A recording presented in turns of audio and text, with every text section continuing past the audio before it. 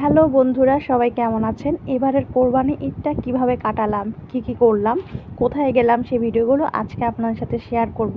যদিও কোরবানি ঈদ চলে গিয়েছে প্রায় অনেক দিন হলো, আর ঈদ মানেই তো ব্যস্ততা। এবার কোরবানি ঈদে খুব বেশি ব্যস্ত ছিলাম, এ কারণে ভিডিওটা দিতে একটু দেরি হয়ে গেল। সচরাচর কোরবানিদের আগের দিন থেকে ব্যস্ততা শুরু হয়ে যায়, যেমন মশলাগুলো আগের দিনই আমরা করে রাখি। তো প্রথমে যে শুকনা মশলাগুলো লাগবে সেগুলো সব একসাথে নিয়ে গুঁড়ো করে নিয়েছিলাম।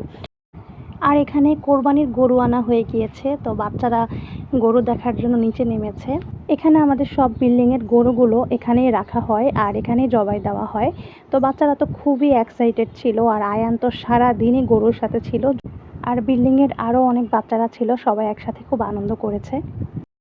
আর ঈদের দিন সকালবেলা নামাজ পড়ে এসে সবাই গরু জবাই করছিল, এটা আর আমি ভিডিওতে দেখালাম না, কিছু অংশ একটু দিলাম। এরপরে আমাদের কোরবানির মাংসটা আসার পরে রান্নার জন্য বসিয়ে দিলাম। প্রতিবারের মতো আমি কোরবানির মাংসটা সবসময় রান্না করি আমাদের বাসায়, তো সব মশলা মেখে যেভাবে বসাই সেভাবেই বসিয়েছি। আর এবার খুবই তাড়াতাড়ি আমাদের মাংসটা আনা হয়ে গিয়েছিল, এর জন্য রান্নাও খুব তাড়াতাড়ি করে নিয়েছিলাম। আর এখানে আমি বাসমতির চাল নিয়ে নিয়েছি, বাসমতি চাল দিয়ে পোলাও রান্না করব। আর এই যে পোলাওটাও আমি বসিয়ে দিয়েছি। এরপরে আমাদের মাংসগুলো সব বন্টন করা শুরু হয়েছিল, যেভাবে কোরবানির নিয়মে করা হয়। এরপরে আমাদের এই যে ফাইনালি কোরবানির মাংস রান্না করা হয়ে গিয়েছে। কালারটা দেখতে খুবই সুন্দর হয়েছিল।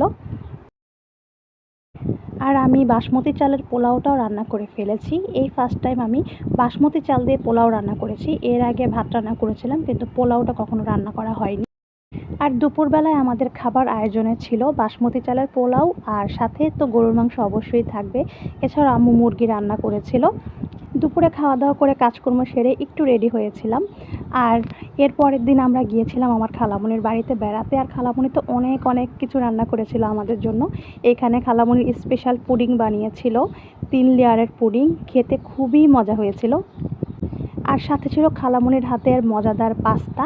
আর এটা হচ্ছে সেমাইয়ের বরফি, যেটা আমার খুবই পছন্দ।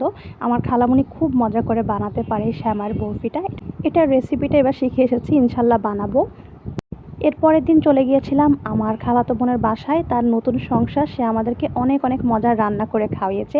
এরপর বাসায় এসে দেখি আমার বোন খুবই মজার একটা ডেজার্ট আইটেম তৈরি করেছে। যদিও আমি ভিডিওটা পুরোপুরি করতে পারিনি, কোনো একদিন হয়তো বা এটা রেসিপি আমি ইনশাল্লাহ অবশ্যই দিব।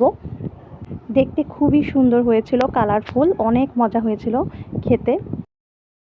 আর এভাবে দাওয়াত খেয়ে ঘোরাফেরা করে আমার ঈদের দিনটি কেটেছে, এবং ঈদের কয়েকটা দিন অনেক মজা করেছি, ঘুরেছি ফিরেছি। আর এটা হচ্ছে আমার ঈদের আরেকটি ড্রেস। তো ভিডিওটি আমি এখানেই শেষ করে দিলাম। ভালো লাগলে অবশ্যই লাইক, কমেন্ট, শেয়ার করবেন। আর সবাই অনেক অনেক ভালো থাকবেন। সবাইকে জানিয়ে দিচ্ছি আবারও ঈদ মোবারক।